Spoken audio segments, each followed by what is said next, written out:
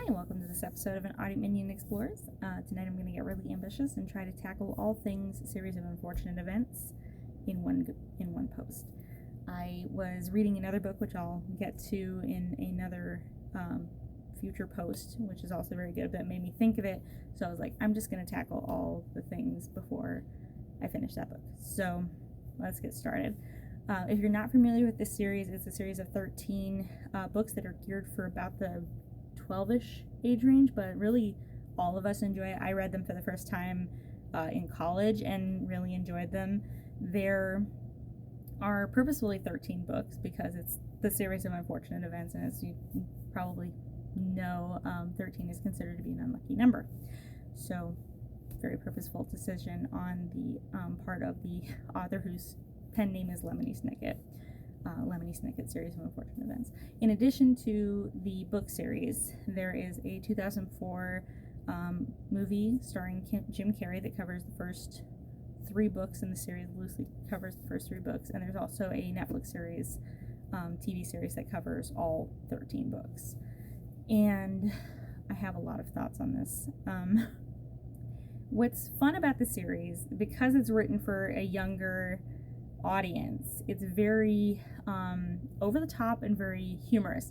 These situations that they put the characters in are just so out there, astronomically unbelievable, but that kind of adds to the charm of it. What you see and what they really captured really well in the TV series is the kids are the only ones who are serious in the entire series. The series follows the 3 Baudelaire orphans. Their parents died tragically at the beginning of the first book, and the series follows their progression as they try to find a guardian that they can move in with, someone suitable for them to live with. The first guardian is, of course, the notorious Count Olaf, who is after the massive and legendary Baudelaire fortune, and he ends up chasing them from one point to the next throughout the series, and there ends up being this huge conspiracy that Count Olaf is a part of, and there's a sugar bowl somewhere. I never really did figure out what's going on with sugar bowl, but it just, this whole basically throughout the whole series, it's these kids going to a new guardian and then having Count Olaf come in and mess things up. And while the series is a lot of fun, I think it has a lot to say about our perceptions, especially as adults, and how we perceive interactions with children. And I'm gonna caveat this with, I have no personal experience with the foster care system whatsoever. My friends have a lot of personal experience. They've had foster kids in their homes, so I've interacted with their foster kids, but never actually been in the foster care system myself. So side note there, but I think that having learned what I have about the foster care system just from my friends who have been involved in it, I think the series, what resonates about the series of unfortunate events, what makes these characters relatable, is that the adults in the story, they may have the best intentions, they may have the worst intentions, they may just be ambivalent. Whoever they are, adults tend to believe whatever crazy story other adults come up with. So Count Olaf comes in these cheesy disguises and claims to be someone else, and the kids can see right through it and go, no, that's Count Olaf.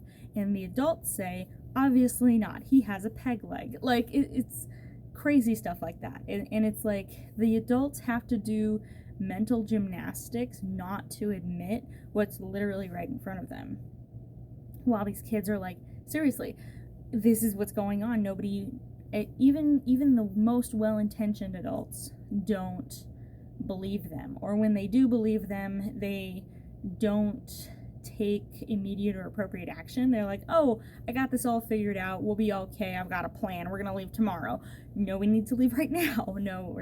So it just becomes a whole running thing where these kids are trying to convince these adults, these people that are in charge of them, that they're in imminent danger, and Count Olaf is kind of maniacally cackling, and he doesn't have a mustache, but he is definitely twirling something like a mustache. He's very over the top, mustache twisty villain, and that's what makes him such a wonderful villain and in the series, and just really carries the series.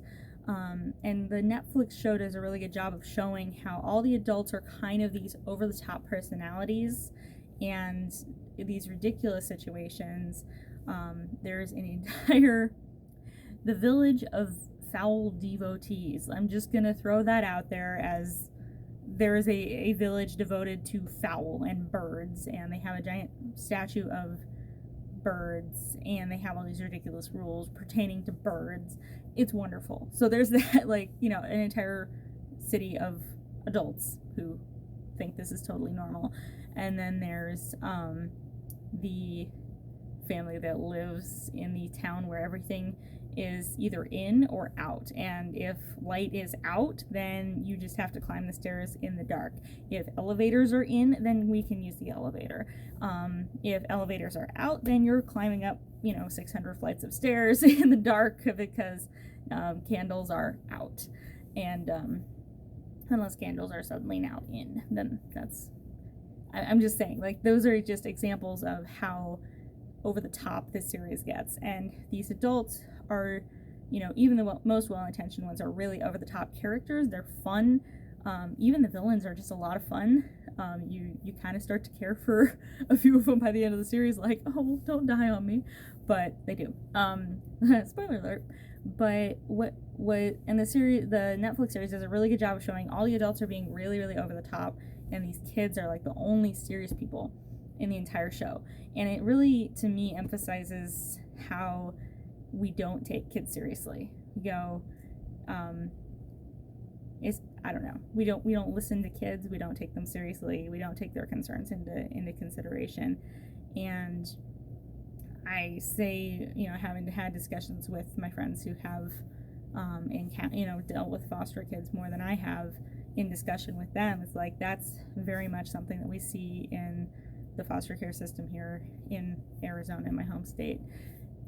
Is the court system seems to go out of its way to place kids back with their parents, even if they are not the most suitable guardians. And you see that really play itself out. And I guess that's why Series of Unfortunate Events resonates with me, is because nobody takes these kids seriously. They'll, go to their bank executive is somehow in charge of their fortune, so they go back to him and say, put us literally anywhere else than with Count Olaf. And he goes, Count Olaf's being nice to you. And they're like, no, he's not. We have evidence, we have,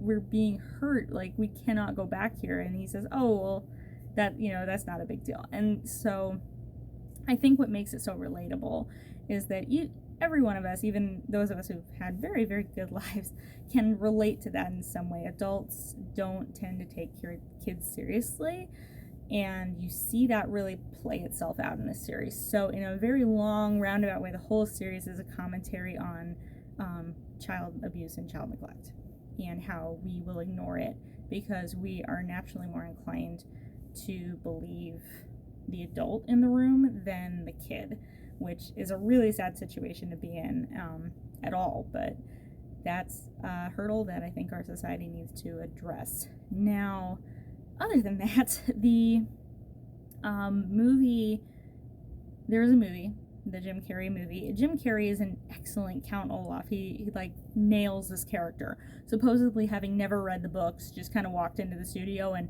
nailed this character. I don't know how but he did. It just captures the spirit, the manipulative, mustache twisty spirit of Count Olaf and everything that Count Olaf embodies. And just, he's fantastic. It was really, really fun watching him play out this character in this role in the movie. The kids in the movie are also very, very good. They're very good actors. The movie itself, they tried to combine the first 3 books into a cohesive, closed storyline. So they moved a few events around, and they change details, and the whole thing, it's a much different story than what's in the books because of how they rearranged everything to make it fit into a closed circuit beginning, middle, end traditional storyline, even though it's 3 separate books that have their own beginning, middle, and end storylines within this greater story arc. It's still enjoyable, and the characters are just really fun. Meryl Streep plays one character who's just really, really fun.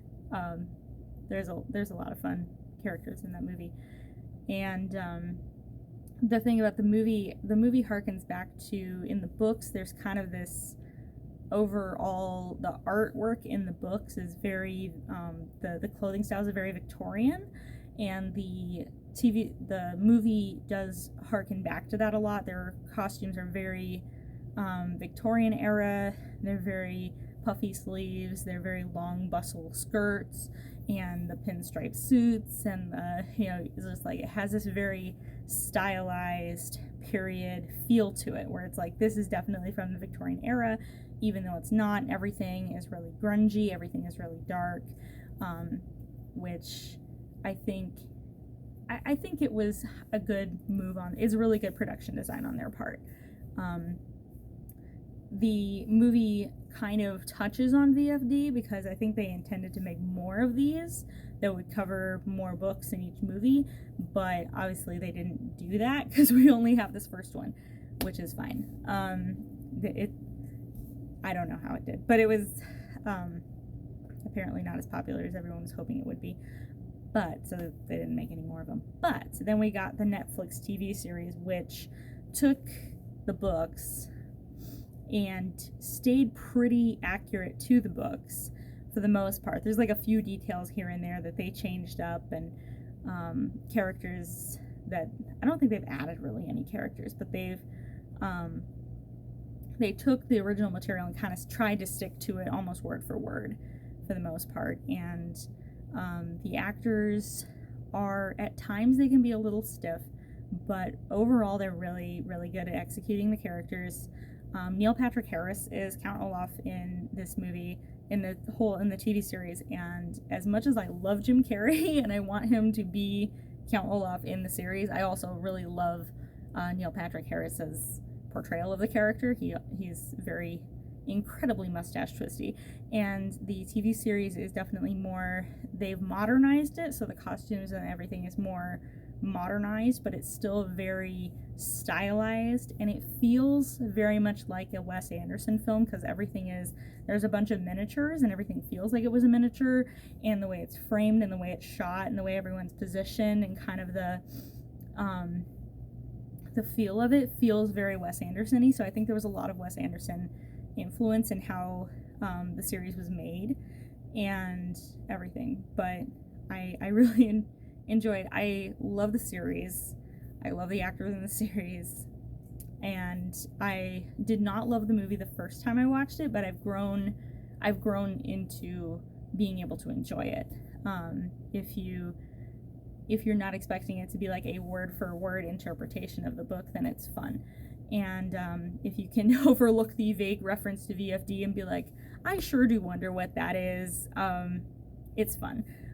But the TV series does go into what VFD is and the organization and the conspiracy theory and everything that kind of, there's a conspiracy theory in there that surrounds around a sugar bowl somehow.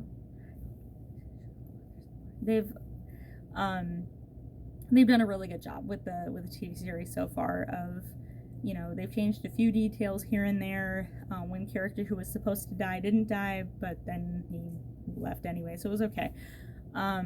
They've done that a couple times, probably because it's geared for families and they can't show people being eaten alive by lions on screen, because that would be not good. But anyway, so overall it's just a really fun series.